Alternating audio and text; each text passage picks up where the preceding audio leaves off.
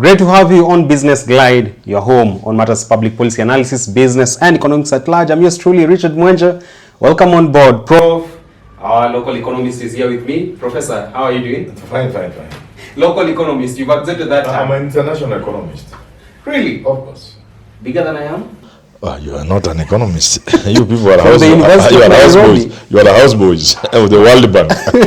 All right, Prof. Yes. Let's have a conversation around the set pay increase for members of parliament, and more particularly that which has to do with the new mileage allowance that's going to bring forth an extra burden of 1.82 billion Kenyan shillings on Kenyan taxpayers. It has caused uproar online, offline, and Kenyans wonder, are our MPs justified to get this pay rise in the first place? There's a play. Our husband has gone mad again. Our husband has gone mad again. I think our MPs have gone. They have always been mad, but they have gone mad again. In Greek mythology, we are told when the gods want to destroy you, they first make you mad. When the so our MPs are headed for destruction. And the gods must first make them mad. So how can you even just think of an increment of even 1 shilling?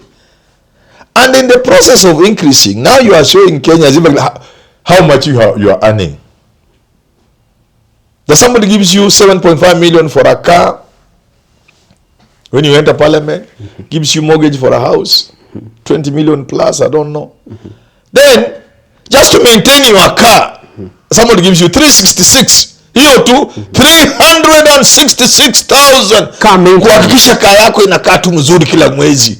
Now we are talking about new mileage. And now mileage, before you start to claim, kabla uja claim, tunakupa 366, tena ingine hapo 365, hapo tu, hapo una 700 na kitu kwa mwezi. In a country where children are dying from diarrhea. In a country where diseases that stopped being diseases in other countries, 200 years ago. When did malaria, when did Britain, did some of these countries end malaria? China did it about 30 years ago. In a country where mild child issues, they call MCH whatever, child mortality is very high. In a country where people die from diarrhea. In a country where hundreds of thousands, if not millions of Kenyans, and I want MPs to listen to me, go to school barefoot. Millions of children of Kenya. Millions of Kenyan children, let the world listen to me, go to school barefoot. And the toilets they use, if they are lucky to have toilets, are maggot infested. I've been a chairman of a school, I know. That is this country where MPs are getting an extra 366 million plus more. Mileage allowance to meet the people that you are serving. Yes. I saw an MP, a senator, bring a celebrity to go and deal with the giga issues. Infested. Somewhere, I don't want to say because he's my friend. In a country where hundreds of thousands of school children have gigas in their toes. This is Kenya for you. 60 years after independence? Yes. In a country in Nairobi where over 80% of the population live in those things you call slums. Kibra. An insult to taxpayers. In a country where in those slums there's no water. Leave alone piped water. Just access to water. A 20 jerrycan thing of water in some of these slums, a family of 4 or 5 should use for a week. That is the country where MPs want to get more money. Can they be more mad than that? These are mad people, but it's good for us. It is these excesses that bring change in society. I've read enough history and literature to know if it were not for excesses, all the revolutions that happened in the world would not have happened. So the Greeks were right. When the gods want to destroy you, they first make you mad. I, Manyora, would not be surprised, and I'm not advocating for it. I will not be surprised if the people of this country burn down parliament. I will not be surprised. It could happen for some time. Yes, it has happened in other countries. I will not be surprised. It will be bad, it will be primitive, it will be uncalled for, it will not uncalled for. They are inviting it. I would not be surprised if people burn down that parliament. I would not be surprised. June 25th last year, should have been appointed to these members of parliament, that they are just mad people. It's a time like this, you dare increase your salary, your income, with all sorts of stupid excuses? You've said that when the gods want to kill you, they first make you crazy. Yes. But we want to understand, who is the god in this case? SRC? It's not, no. It is just the god in the air, working through SRC and everybody else. Yeah. Thank you, Prof, for bringing that to air. But oftentimes we've decried about the balloon in wage bill and how our devolved units of government harboring ghost workers, our national government at that particular level. Would you say that there's first need for us to address that particular issue before we talk about even adding MPs pay on board? Let me tell you, my answer is simple. When the people of this country take charge of their country, because they will, it may not be in my lifetime. It may not even be in your lifetime. But this country belongs to the people of this country. And as sure as day comes after night, the people of this country will take charge of their country. By whatever means possible? It doesn't matter. When that time comes, the question you are asking will be sorted out. Yeah. But Prof, one would want to question, even for members of parliament, when they're coming out to seek the votes from the masses, the electorate, they often say, I'm going to represent your voice. Your interest come first before me, because your voice is the voice of God. That's why you elected me. Is it always about primitive accumulation of wealth, and what they say is always an scapegoat for them to get the votes? They just think about themselves. They take advantage of the ignorance of the masses. And the masses are not ignorant because they are foolish or anything like that, or in the DNA. It is born out of the history. To understand how the masses behave, you must look at the history. How did they get where they are? But I only caution the leaders of this country, especially the MPs. Sure. They are courting a revolution. I can see it in the horizon. It's not even far. It's coming. Oh, it's my lifetime, I think. And it will be messy. It will be bad. I want to tell the leaders of this country. I want to tell these stupid members of parliament. Allow me to call them stupid, because they are very stupid. Just for today. I will say another time again, because this about MPs, I will use the word stupid forever. Sure. Until we change. I want to tell these stupid members of parliament and other leaders in this country. The men you see walking in Nairobi, in the streets, the people you see in Kibra and everywhere else, in Kangemi and including people like Manyora, they have nothing to lose. They have nothing to lose.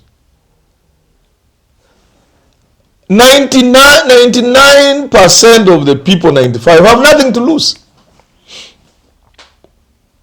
No lands to lose. There's nothing to lose. They have nothing to lose. They are already down there.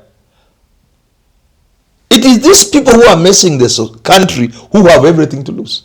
A handful, men?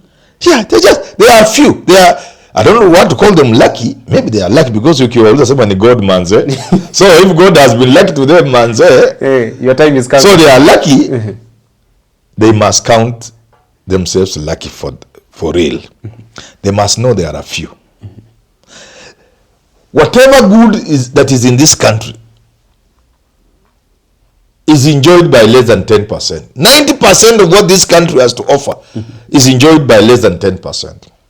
90% of the people of this country are left to struggle and fight over the 10% that the country has to offer. They should be lucky they belong to the 10% who enjoy 90% of our resources. Do you know the statistics are worrying? Do you know this country does not have more than 30,000 people on mortgage? What does that tell you? 30,000? Yes. What does that tell you? Look at how many people in this country earn over 100,000. 100,000 is very little money. After taxation, it becomes 65 or 70. Look at the statistics on your Google. Check. These stupid MPs, check. How many people earn over 100,000 shillings? How many people have a university education in this country? These stupid people should check. They are among the few who are lucky in this country. In fact, in this world. If you look at a house in Nairobi, and that's why I'm calling these people very stupid. If you look at a house in Nairobi, what you can call a house, a basic house, a house like 3-bedroom, 2-bedroom with water, toilet, flowing water. Basic utilities. Basic utilities. How many such houses are in Nairobi? How many more affordable housing? Yesterday they were adding 1,800. When were they in a population of 4-5 million people of Nairobi? These are stupid people. Nairobi has a population of 4-5 million people. How many houses beyond 2-bedroom? How many are there in Nairobi? They should Google and find out. They should look at the economic survey released by the government, not by Manyora. Before you talk of Karen, how many Kenyans have residences in Runda? If you put Runda, Karen, Lavington, if you put them together, how many are they? They're just a small handful to fit in the finger here. So the idiots don't even know they are lucky and that they should protect what they have. But they continue poking their fingers in. They think, and Obama said it when he was in town. Barack Obama, he said it. He said, don't think these people are foolish. They are not stupid. That's Obama, not Manyora saying. Don't dismiss their silence. Yeah. When they see you passing around with this fuel guzzler, don't think they know where this money is coming from. They know you've stolen the money. They'll come back for it. He may not have said stolen, but I'm just trying to paraphrase. Yeah, sure. A time will come. These few who are lucky should know it's only them who have something to lose if this country goes on fire. The rest have nothing to lose. Let me demonstrate this. During the finance bill, wakati wa kusalamia watu, when people were being greeted, do you remember? Yeah, sure. Were MPs safe? Did they go back to their constituencies? They were hiding in ambulances. Yeah. What does that tell you? That should have sent the message to them. That you are being safe as a person who stays in Lavington. It's not dependent on your dogs, German Shepherds, and those other big ones with the ugly mouth. It's not dependent on the stone wall. Your security in Lavington is not dependent on the electric fence and on the guards you have employed. No. Stupid people who are leaders in this country and rich people must know their security is dependent on the people of Kenya. Their goodwill. Yes.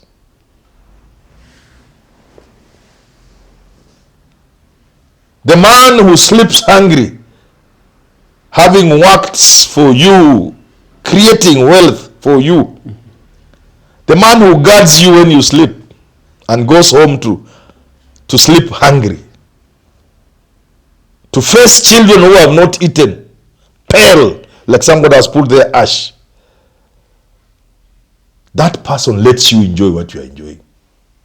But at a point they'll say enough is enough. But if the point reaches when they say enough is enough, then you realize. And like Chinua Achebe said, there are many. And God made many of them because he loves them. And the Bible says, you in leadership, do not mistreat the people I've given you to lead. Kakinuka na katanuka hivi karibuni. Kaende. Let me finish the demonstration. Sure. Sasa kamenuka. Nairobi haikaliki. Karen Mudhaiga kukaliki. Sasa ile inafanyika and it has happened in other countries. And we must tell these people because they are stupid. Let them enjoy the 366 or 365 and more because it's even more. As they know the following that kakinuka when it bursts, when the sewer bursts and it is stinking everywhere. These people, some of them somehow will just find themselves in their villages. Luombe. Yeah, in Luombe. And nothing, life will just continue. Because for every one person in Nairobi who is working from Luombe, there are 100 in Luombe who are not working. See, that's why I'm calling these people stupid. Somehow, my sister during the 207 clashes, 208, she walked from Kericho to Luombe. Somehow they'll find themselves in Luombe. And because a majority of the people there have never even known a salary, they have never worked, they have never gone to Nairobi, so they will just be at home with them, they will just adjust kidogo. Wewe na hiyo nyumba Lavington, vijana wametoka Kawangware wako ndani, wewe utaenda wapi? Culture shock, depression. Wewe wa Lavington, na mimi naambianga watu wao, wacha tumalizie hapa. Sure. Niruhusu kidogo kijana. You have a minute. Nataka hao watu waelewe, because I want them to understand, to know they are stupid. Look at Mathare. When you are in Mathare, on the river, Mathare River, what do you look? The boundary is a river. Yonder, what lies above the river? Muthaiga. I was in the residence of one ambassador. I had gone there with some political leader in this country, hosted for lunch, and I think you saw it. Yeah. Now, you're with the big boys. Them, they were talking things. Me, I was observant. Me, I was looking at Mathare across. What wanapika changa. Na niko kwa residence ya ambassador. Stone throw away. Ambassador of one of the biggest, the most powerful countries in the world. Mi naangalia. That's Mathare. Do these people in Muthaiga know that? It is the stability in the country. It is the peace in the country. It is the social stability in the country that makes people stay in Mathare with all the suffering as they see you enjoying across the river. Look at Langata and Karen, Kibra, next there. Look at Loresho and the others, Kangemi. And the Kabarage slums. I am telling these people, please, for once, one day, take a minute to look at where you live. Look at your surroundings. Look at the slums around you. And ask yourself, how long will it take you for these people to come and stay in these houses? I finish with a really life example. Tell me. A friend of mine had visited me. You know John, my friend. Sure. Let me just say John, so that we wish him speedy recovery. He's recovering very well. He's doing very well.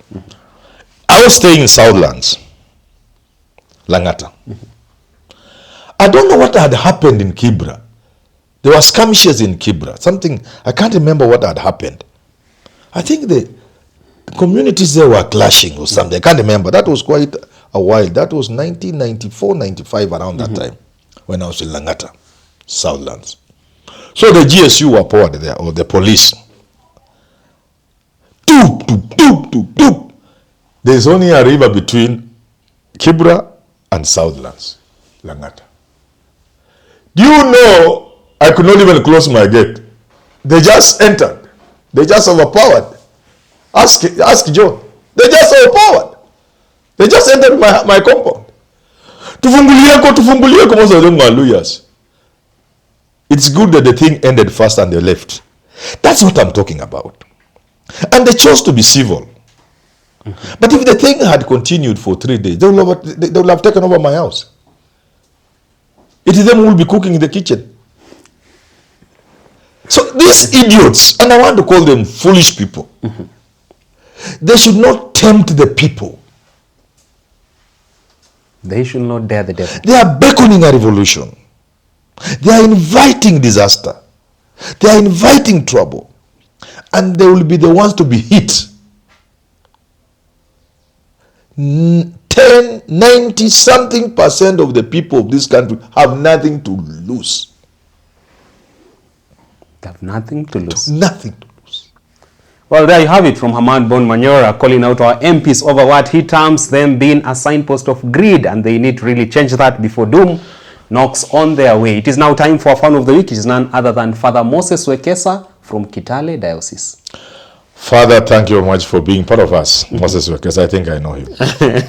Thank you very much, Father. You see how the church community seriously takes our programs here on the channel? Yeah. And that church is a serious church. Yes. All right, there you have it. Until you get to do this again next time, do enjoy the rest of your viewing. Up next on your screen is the Business Glide African Proverb of the Day.